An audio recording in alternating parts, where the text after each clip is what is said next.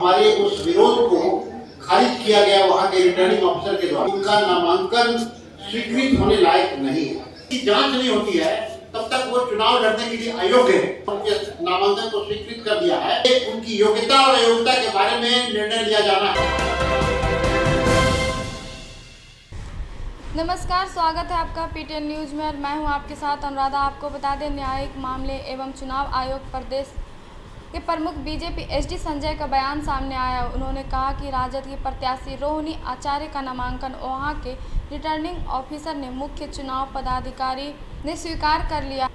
उनके नामांकन में बहुत सारी खामियां थी, जिसको लेकर राजीव प्रताप रूडी जो भारतीय जनता पार्टी के प्रत्याशी हैं, उनकी ओर से हम लोगों ने अपना विरोध दर्ज कराया था कि उनका नामांकन स्वीकृत होने लायक नहीं है, लेकिन वहां के रिटर्निंग ऑफिसर के द्वारा हमारे विरोध को खारिज कर दिया गया है। उन्होंने कहा कि हम लोगों ने अब हाई कोर्ट का रुख किया है और हम लोगों ने याचिका को फिर से पटना हाई कोर्ट में दाखिल की है।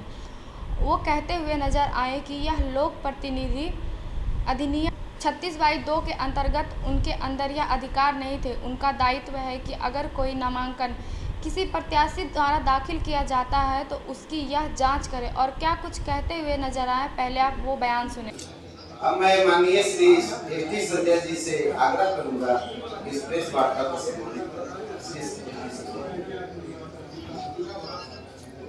सारण लोकसभा क्षेत्र के राजद की प्रत्याशी श्रीमती रोहिणी आचार्य का नामांकन वहां के रिटर्निंग ऑफिसर ने मुख्य चुनाव पदाधिकारी ने स्वीकृत कर लिया, जबकि उनके नामांकन में बहुत सारी खामियां थी, जिसको लेकर के श्री राजीव प्रताप रूडी जो भारतीय जनता पार्टी के प्रत्याशी हैं, उनकी ओर से हम लोगों ने अपना विरोध दर्ज कराया था कि उनका नामांकन स्वीकृत होने लायक नहीं है।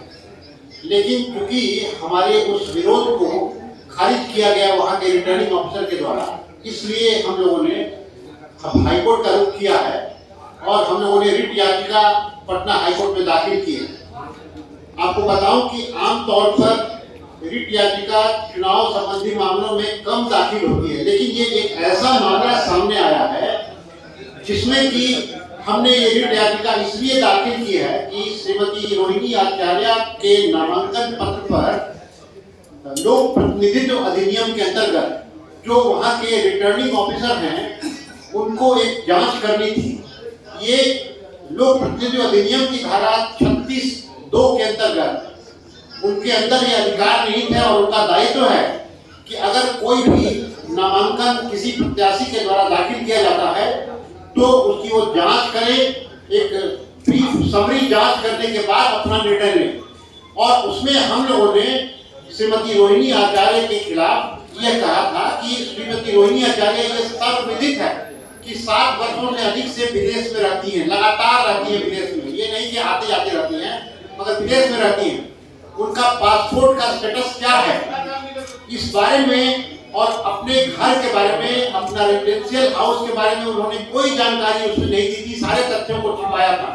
तो इस वजह से हम लोगों ने जो अपना ऑब्जेक्शन दिया था, प्रोटेस्ट दिया था, विरोध जाहिर किया था, उसमें हमने लिखा था कि इसकी जांच कराई जाए कि वो आज भारत की नागरिक हैं या नहीं है। अगर वो भारत की नागरिक नहीं है या भारत की नागरिक होने के बावजूद भी उन्होंने किसी विदेश, किसी अन्य राष्ट्र के लिए अपनी निष्ठा रख दी है, तो जब तक इसकी जांच नहीं होती है तब तक वो चुनाव लड़ने के लिए अयोग्य है।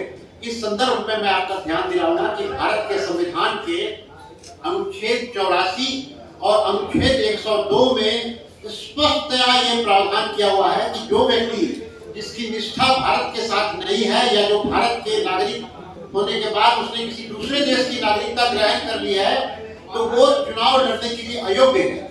ये एक बड़ा ही बेसिक प्रश्न था जो कि उनकी योग्यता और अयोग्यता को निर्धारित करता। इसलिए उसको हमने कहा था कि चुनाव अधिकारी उस पर गहन जांच करके अपना निर्णय दें, लेकिन उन्होंने शाम को 4 बजे ही अपना निर्णय सुना दिया और उनके नामांकन को स्वीकृत कर दिया है। और इसलिए वो चुनाव लड़ने से अयोग्य हैं। इसकी जांच कराने के लिए हमने माननीय पटना उच्च न्यायालय में अपनी रिट की याचिका दायर की है और उसकी सुनवाई के लिए हम लोगों ने कोर्ट को रिक्वेस्ट किया है कि आज से कल तक में उसकी सुनवाई कर ली जाए या विशेष सुनवाई कर ली जाए। और अगर सुनवाई होती है तो श्रीमती रोहिणी आचार्य का चुनाव रद्द हो सकता है, उनका नामांकन खारिज हो सकता है, क्योंकि उसमें ये उनकी योग्यता और अयोग्यता के बारे में निर्णय लिया जाना है। इसके अलावा भी उन्होंने जो अपना शपथ पत्र दाखिल किया था, उनके शपथ पत्र में बहुत सारा झूठ भरा हुआ है, विशेष करके उनकी आय का झूठ। उन्होंने अपने आय को पूरा छिपाया है, अपना घर के बारे में, अपनी अचल संपत्ति के बारे में उन्होंने बहुत सारे तथ्यों को छिपा लिया है, जो तथ्य बिल्कुल उनकी अयोग्यता साबित करेगा या धारा 123(2) के तहत, जो कि लोक प्रतिनिधित्व अधिनियम में करप्ट प्रैक्टिस के दायरे में आता है। तो इन सब कारणों से उनकी योग्यता अयोग्यता पर निर्णय लेना था, जो कि रिटर्निंग ऑफिसर ने नहीं लिया, और इसलिए हम लोगों ने हाईकोर्ट में ये याचिका दायर की है कि वो अयोग्य पाई जाती हैं और उनका नॉमिनेशन रद्द हो जाता है। अगर क्योंकि पटना में हाईकोर्ट में अवकाश हो रहा है आज होने के बाद, तो हमने विशेष सुनवाई के लिए भी आग्रह किया है। अगर ऐसा नहीं भी होता है तो 20 तारीख को चुनाव है, उसके बाद भी उनकी सदस्य, अगर वो जीत भी जाएंगी तो उनकी सदस्यता रद्द हो सकती है, क्योंकि अगर नामांकन रद्द हो जाएगा तो उनकी सदस्यता भी रद्द हो जाएगी। ये तो जीतने की बात है, लेकिन ऐसे में जो स्थिति पैदा हो गई है कि कोई भी मतदाता के दिमाग में ये सवाल उठेगा कि क्या मैं किसी ऐसे प्रत्याशी को अपना वोट दूं जो प्रत्याशी का भविष्य अधर में लटक गया है, क्योंकि अगर उनका नामांकन ही रद्द हो जाता है तो पुनः चुनाव होगा। इसलिए अब ये पटना हाईकोर्ट के ऊपर निर्भर होता है कि कब सुनवाई होती है और वो कब अपना निर्णय देता है। लेकिन आज की तारीख में श्रीमती रोहिणी आचार्य, जो कि राष्ट्रीय जनता दल की प्रत्याशी हैं, उन्होंने अपने तथ्यों को छिपाने की वजह से मतदाताओं के बीच में एक भ्रम की स्थिति ला दी। रोहिणी आचार्य 7 वर्षों से अधिक लगातार विदेश में रह रही हैं, लेकिन रोहिणी आचार्य ने अपने घर के बारे में, अपना रेसिडेंशियल हाउस के बारे में भी उन्होंने कोई जानकारी उसमें नहीं दी थी। सारे तथ्यों को छुपाया गया था। इस वजह से हम लोगों ने जो अपना ऑब्जेक्शन दिया था, प्रोटेस्ट दिया था, विरोध दायर किया था, इसलिए हम लोगों ने हाई कोर्ट में याचिका दायर की है और कहा कि 20 तारीख को चुनाव है, उसके बाद अगर वह जीत भी जाएगी तो उनकी सदस्यता रद्द हो सकती है। अगर नामांकन रद्द हो जाएगी तो उनकी सदस्यता भी रद्द हो जाएगी। और क्या कुछ कहते हुए नजर आए, आपने वो सुना। फिलहाल इस खबर में इतना ही। आगे की खबरों के लिए बने रहे PTN न्यूज़ के साथ। तब तक के लिए इस वीडियो को लाइक करें, शेयर करें और चैनल को सब्सक्राइब करना ना भूलें। धन्यवाद।